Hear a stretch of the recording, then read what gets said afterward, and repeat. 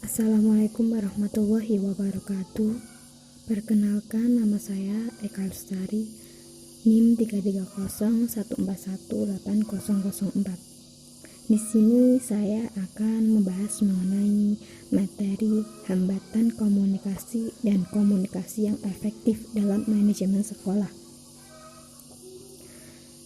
Sebagaimana diketahui bahwa komunikasi antar personal yang efektif merupakan bagian penting dari kehidupan kita sehari-hari. Namun, ada saja berbagai hambatan yang sekaligus menjadi tantangan terhadap komunikasi yang efektif. Hambatan komunikasi adalah salah satu masalah yang kurang diperhatikan oleh banyak orang, kelompok maupun organisasi. Banyak psikologi sosial mengatakan bahwa 50% sampai 70% komunikasi manusia itu kehilangan makna pada saat suatu pesan dikirim dari pengirim kepada penerima.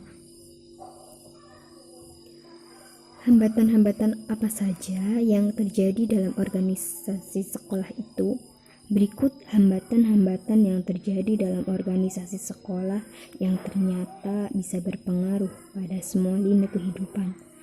Hambatan komunikasi pada organisasi sekolah yakni hambatan dari proses komunikasi, kemudian hambatan fisik, kemudian hambatan manusiawi, hambatan organisasional, dan hambatan-hambatan antar pribadi. Hambatan dari proses komunikasi. Hambatan ini merupakan hambatan yang timbul dari ketidakjelasan informasi yang akan disampaikan. Misalnya, guru memberi tugas kepada siswa, tetapi pesan yang disampaikan guru tersebut bersifat ambigu sehingga menyebabkan salah persepsi antar guru dan siswa. Hambatan fisik. Hambatan yang terjadi akibat ada gangguan cuaca, gangguan sinyal, dan sebagainya. Kemudian hambatan manusiawi. Hambatan yang terjadi akibat tingkat emosi manusia yang tidak menentu dalam menyikapi informasi ataupun pesan. Kemudian hambatan organisasional. Hierarki, wewenang manajerial dan spesialisasi, yaitu hambatan yang timbul akibat komunikasi dengan atasan atau bawahan mengalami kendala seperti tingkat pemahaman terhadap suatu informasi yang berbeda yang mengakibatkan sebuah hambatan. Dan hambatan-hambatan antar pribadi.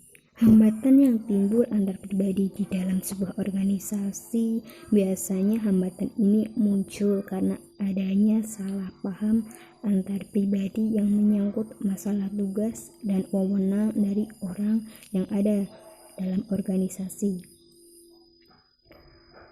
Kemudian komunikasi dalam manajemen sekolah yang efektif. Komunikasi dalam manajemen sekolah yang efektif ada 3, yaitu komunikasi ke bawah, komunikasi ke atas, dan komunikasi ke samping atau mendatar. Komunikasi ke bawah. Komunikasi ke bawah biasanya mengenai soal-soal kebijaksanaan, prosedur, instruksi, atau keterangan yang bersifat umum. Kemudian komunikasi ke atas. Dalam sistem sekolah, komunikasi ke atas berjalan dari guru ke kepala sekolah, ke kepala kantor pendidikan, dan ke menteri pendidikan. Dan terakhir, komunikasi ke samping atau mendatar. Komunikasi mendatar adalah sebuah bentuk lain dari komunikasi organisasi. Komunikasi mendatar penting karena memungkinkan penyebaran keterangan dan pikiran di kalangan para anggota staf sendiri dan membantu menjalin mereka menjadi kelompok profesional dan sosial yang terpadu.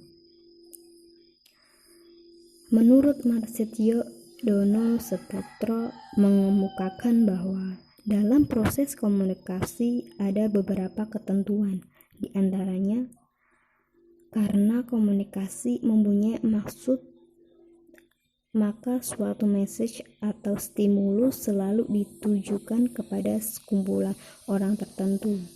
Ini disebut penerima yang tertentu. Kemudian, komunikator berkeinginan menimbulkan suatu respon kepada penerima yang sesuai dengan maksud yang dibawakan oleh message atau stimulus tertentu. Kemudian, suatu komunikasi dinyatakan berhasil jika respon yang timbul pada penerima sesuai dengan maksud komunikasi. Cara untuk meningkatkan kualitas komunikasi menurut Oteng Sutrisna adalah memahami orang dan kelompok yang membentuk sebuah organisasi. Tidak ada komunikasi yang efektif kecuali mengalahkan para anggota organisasi untuk bebas menyatakan perasaan dan pikiran. Komunikasi dalam sebuah organisasi dibedakan menjadi dua, yaitu 1. Komunikasi formal, yaitu komunikasi yang terjalin secara formal antara personal organisasi.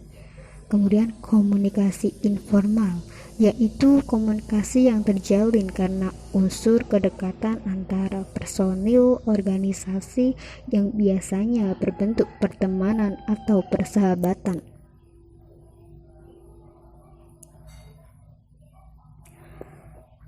Kedua sistem komunikasi tersebut sangat berpengaruh dalam efektivitas organisasi.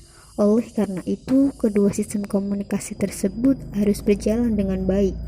Menurut Oteng Sutrisna, sistem komunikasi formal hendaknya dirancang dengan pemahaman penuh tentang maksud dan kondisi yang memandai sistem pendidikan, dan hendaknya menggunakan prosedur yang sesuai dengan maksud dan kondisi tersebut.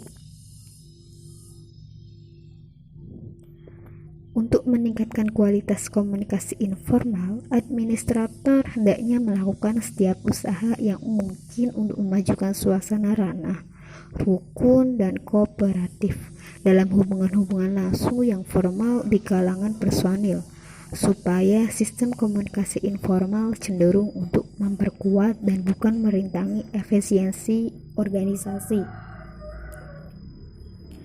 Berdasarkan uraian tersebut dapat ditegaskan bahwa tujuan dari suatu organisasi sekolah dapat tercapai apabila proses komunikasinya lancar tanpa adanya suatu hambatan.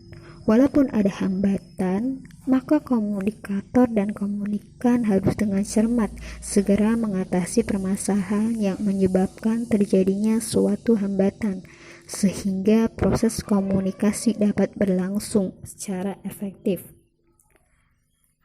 Sekian dan terima kasih.